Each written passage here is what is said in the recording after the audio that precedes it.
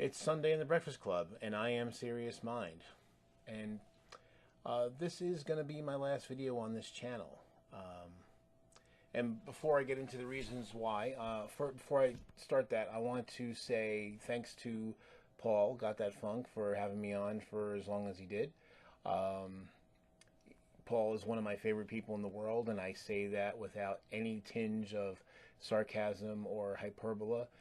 He truly is a magnificent individual, a wonderful human being, and I genuinely love him. He is a very sensitive person, and he is really one of the most genuine people that I've known. And I'm not exaggerating when I say he's one of my top 10, 15 people in the world. We've only sat in a room together once, but I've known Paul for 9+ years or so, since 2009, when I showed up on this rock.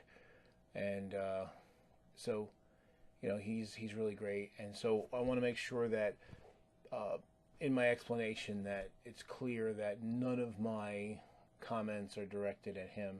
I will have a little bit I will say to him at the end, but anything else has nothing to do with Paul. And this is my own decision. No one's asking me to leave or anything, but I feel that it's something I need to do, and I'll get down to the reasons why in a sec. Now, one of the things Paul's tried to do here, and I think it's overall a good thing, is to try to pull in many different voices, to get a lot of different opinions, and try to have a discussion, so it's not any kind of echo chamber or anything like that. And that's good, and discussion's healthy. We've talked about that many times on this channel. So I think the goal is a good one. But I have to say, just looking at the videos that have been coming up recently, the last several weeks, who's coming on, and in some cases not so much the videos that have been presented, but looking over the catalog of videos that some of the presenters have, I have some concerns, and I'll get into that. Because as I admonished in a video a few weeks ago, if you're going to have an honest discussion, the people having that discussion have to be willing to discuss things honestly. There was a video recently that really made me laugh. What it was talking about was the SJW community versus the anti-SJW community, and the anti-SJW and the anti-feminists were all lumped in as the skeptic community, and that really made me laugh, because when you slap that label on, you try to call yourself a skeptic, you're under some onus to actually try to behave skeptically. And while there's plenty to criticize as far as the social justice movements, they certainly could use some reform.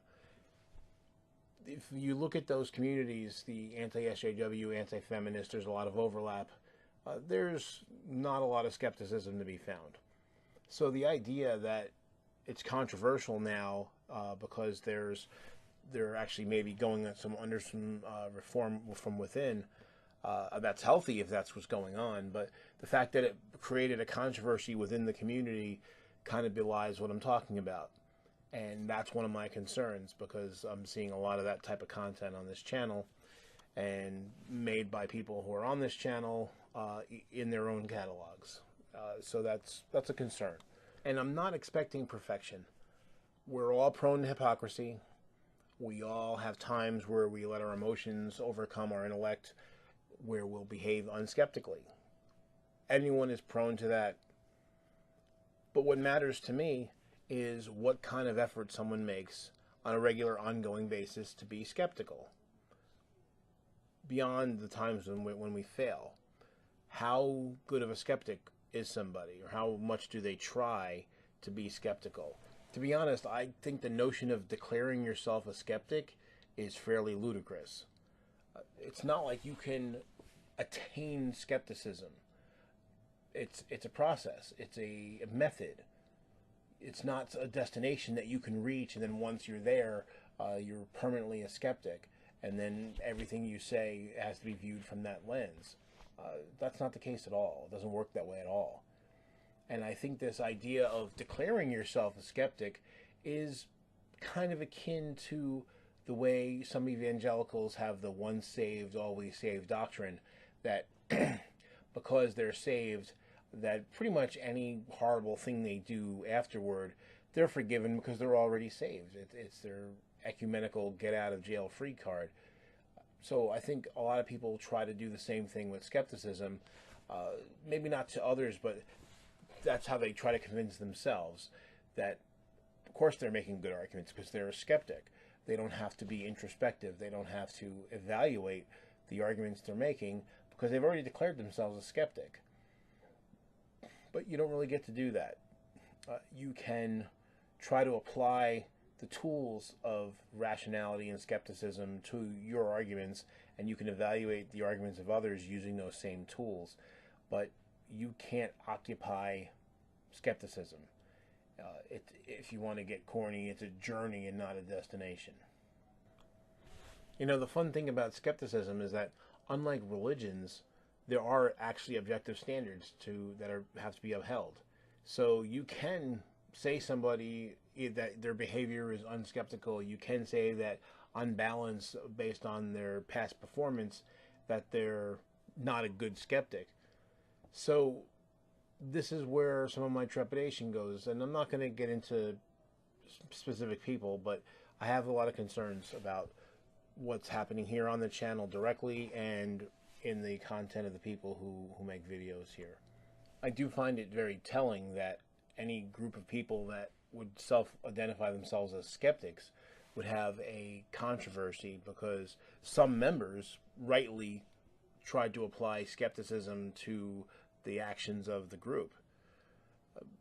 That's kind of damning. To give you an example of what I'm talking about is the anti-SJW community loves to go after people.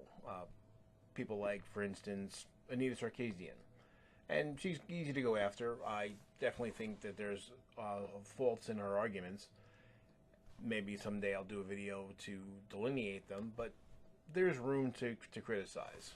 For instance, I think that she at times doesn't really do a good job of making her case. I think that she draws conclusions and she assigns to people motivations that there's really no evidence for. And I think that's troubling. So by all means, go ahead and point those things out. But it doesn't in any way justify the endless litany of personal attacks on our looks, threats of violence, and just horrible behavior. And these are all among people that are supposedly skeptics. And you can't be. You just can't be if that's what you do. So, and I find it kind of comical that after her remarks calling, Sargon a garbage person, which I'll agree with Paul that that's a bit over the top, but where were all these skeptical voices when people like him were attacking her in very unskeptical ways? I can very easily come up with things to refute her arguments without attacking her person, without being nasty, without resorting to straw man arguments. So why is that not done? And why is there not, within that community, why isn't there any self-chastisement? So again, to me, if you can't apply skepticism to your own group or to yourself, then you're on pretty shaky ground calling yourself a skeptic. And again, this is the kind of thing I see infiltrating into the channel and into the work of the people on the channel, whether it's here or elsewhere. I feel the same way, the people who constantly attack Steve Shives. I mean, he's everyone's favorite punching bag, But, and I disagree with Steve all the time. And he never blocks me. I have had a beer with him about a month ago. It can be done. But again, if all you devolve into are personal attacks, and attacking his wife, and so forth and so on, and there's people who make weekly series attacking him. And again, if you want to say that he's wrong, if you want to attack his argument, that's fair game. You know, we may or may not agree. Again, I disagree with Steve all the time. But if you devolve into gainsaying, and you're just I'm going to ridicule somebody for the sake of doing it, and see how stupid he is, and see how funny I am, and how smart I am, so you can feel good about yourself. That has nothing to do with skepticism, and I'm finding way too many people on this channel, basically that's their behavior, both on the channel and off. You know, if you want to, and for instance, after the election, when the whole thing with the safety pin came out, you know, now Steve thought that was a great idea and he was promoting it, and I thought it was pretty horrible.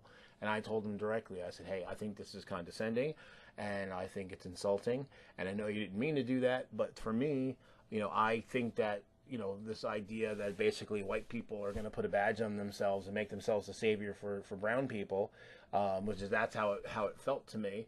I think it's not cool. And he didn't block me. He didn't make a 10-part series about how Joe is a horrible person.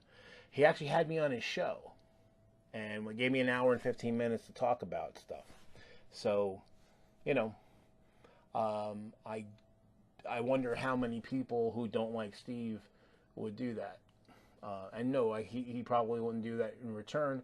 But again, you know, if people harass you and make, you know, weekly video series about how you're a horrible person and how they can't wait for you to fail, or how likely are you to want to engage with them? Again, what I said a few weeks ago, you know, you can't have an honest discussion with people who are fundamentally dishonest. Now, one of the rules of this channel is that we're really not supposed to go at one another, which is a good thing. Certainly, we don't want to engage in unnecessary drama, and our arguments shouldn't get personal, and that's a good thing. However, we should be able to take one another to task, and sometimes that might be very pointed. So that should be okay, but there are some people here that they are very happy with directing ire or, you know, snide comments at one another, at other people, but they don't deal with it so well themselves when it's pointed back at them. And that bothers me, and I find that a bit cowardly. And so that's, again, you want to have an honest discussion, but how can you have an honest discussion if people aren't willing to engage honestly? If you can dish it out and you can't take it, that's a problem. And in that regard, there are some people who really don't take pointed criticism well. They will look at the fact that an argument is delivered emotionally, and then they'll use that as an excuse to block the person out. But there's a difference between someone making an emotional argument and someone making a intellectual, cogent argument that's delivered emotionally. Because in the first case, that person is using emotion as their argument, and that's fallacious. However, in the second, they're making a rational argument, but they are just having passion about what they're doing. And delivering your argument emotionally, as long as the foundations are still correct, that doesn't invalidate the argument. And so it just seems to me that, again, people who can take snipes at other people, but then when they get pointed criticism back at them, and then they hide behind some semblance of decorum as an excuse not to respond, you know, again, how do you deal with somebody like that? That's not someone who's really interested in an open discussion, that despite their protestations to the contrary. Another big thing for me is the way that I see more and more ad hominem and similar arguments being made, where if a particular person who is seen as a representative of that group, of one group or another, if they make a bad argument, or if some portion of their argument is bad, therefore everything they say is bad and everything they represent is completely wrong. Or if they were ever wrong, they're always wrong. And this is just not what a skeptic does. And so, again, how do you wear that label if this is the kind of thing you engage in? You know, it's one thing if you're doing it and you're just trying to be funny, I suppose, but again, that's not an argument. You're just, you know, shining on somebody. But if you're really trying to use as your argument that, you know, person X is sometimes wrong, well, then that's a pretty low bar, in which case then you may duck when you see mirrors, because if you look at them hard enough, you'll notice that you're wrong occasionally, all of us. If Nephilim Free came back and made an argument, however unlikely that it was correct, you'd have to at least evaluate it. It's not wrong simply because he said it, even though he's been wrong about just about everything so far. It's one thing to be dubious, but dubious is not skeptical.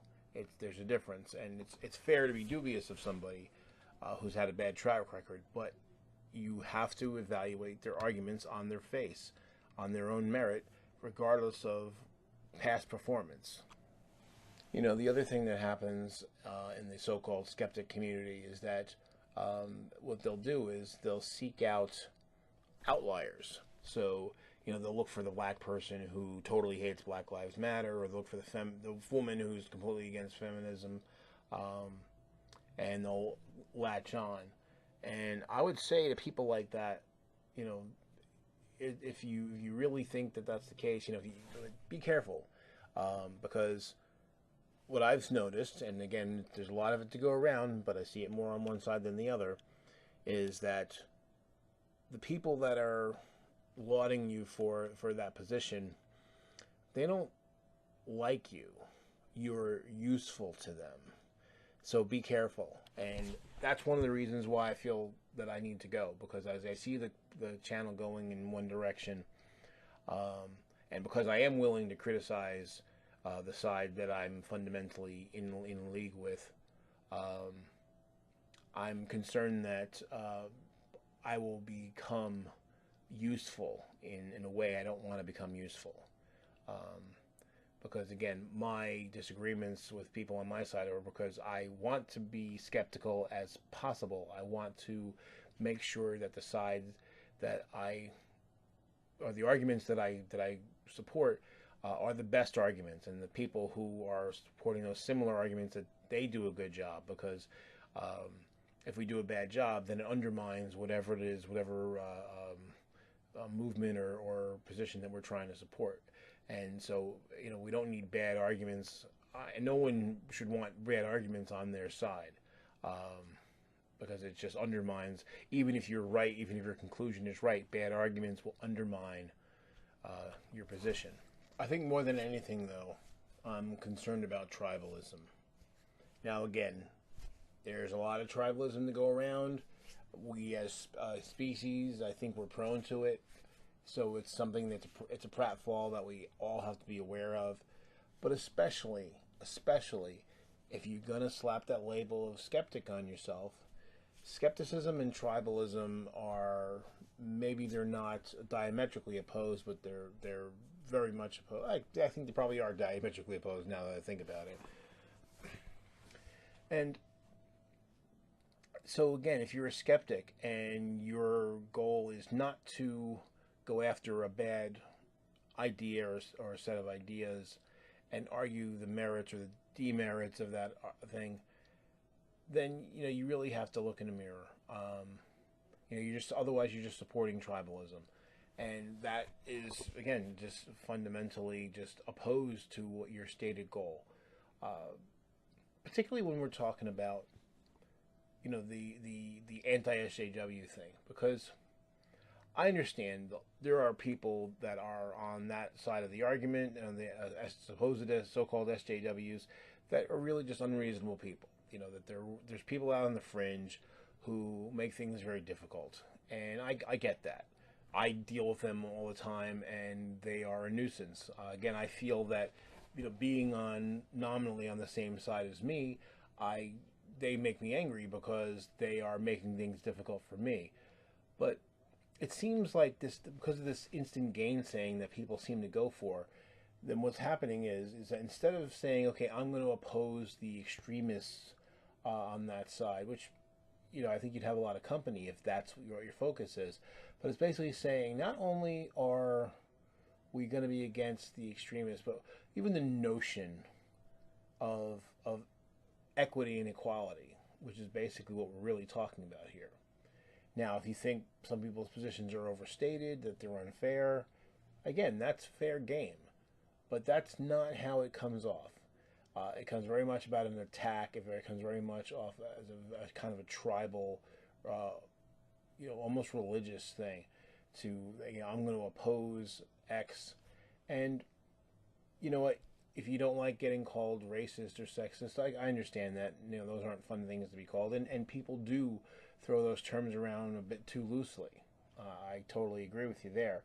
However, sometimes you do need to evaluate yourself. That's where the skepticism comes in. And if you freak out every time there's a woman character in a show, or a black character, and they're not mopping up or some subservient position, I think you really need to evaluate your life, and certainly be very wary of calling yourself a skeptic. Is there pandering at times? Yeah, I'd say so. But sometimes, it's somebody else's turn. And that doesn't mean you don't get anything. You get plenty. We could work together. But this kind of thing that seems to be going around that, so certain people in the social justice communities are out of hand. So therefore, the whole idea of social justice is faulty, and that's bizarre. And think a little bit about the whole name calling thing. I think that what's kind of bizarre for me is that I see people who, on the one hand, if someone gets upset because someone will use the word nigger or some anti-gay slur or something that a reference to women that people find sexist, and they'll say, "Oh, well, that's just political correctness. Political correctness run amok." But then, when it comes back the other way, and someone says, racist, sexist, or whatever, and then you complain about it, that's an hypocrisy there too, because the whole complaint really about the social justice community is that they're policing your speech. They're kind of interfering with your ability to speak freely. Okay, well, then you can't really complain about it the other way. So it's one way or the other. Either policing speech is a bad thing or it's not. Again, that's where skepticism comes in. So maybe, just maybe, there is a middle ground to be found. But again, it depends on how much of a skeptic you really are. The one thing I have for Paul, as I said, man, I love you. You're a great guy. I hope that none of what I've said here has hurt you, because that would be the absolute last thing I would ever want to do. You are a smart, sensitive person, and you wear your heart on your sleeve, and I think people sometimes take advantage of that, and that hurts me, and I don't want to say or do anything that hurts you, because that would hurt me, because I do care about you so much. But my one admonition for you, my friend, is be cautious, and don't confuse the middle way for skepticism. Because the middle way is this striving, for this middle ground, this idea that, it's an effort at maybe not neutrality, but I understand that, you've said this before, trying to get all voices, and that's good, but you have to be careful. You can't do that without a skeptical filter, I'll say. You have to realize that, again, not all arguments carry the same weight, and some people their behavior is less than scrupulous, and you have to be cautious, because they can use your sensitivity and your desire to have everybody included against you, and so I would not want that to happen. I don't want anyone to ever hurt you. So just know that. So in conclusion, I want to say, first off, if you've made it this far, thanks for indulging me for so long. This is an unusually long video for me. If you have liked my videos, thank you so much for watching me and for your comments. And if you don't like me and you're one of my detractors, thank you too. Seriously, because you motivate me to be better than I am, probably more than anybody else. So be well, be good to one another, and just remember that we're all people, and that it's going to sound really corny, but we should not be opposed to bringing love to our arguments, because I think we could all do with some, So anyway, be good to one another. Take care.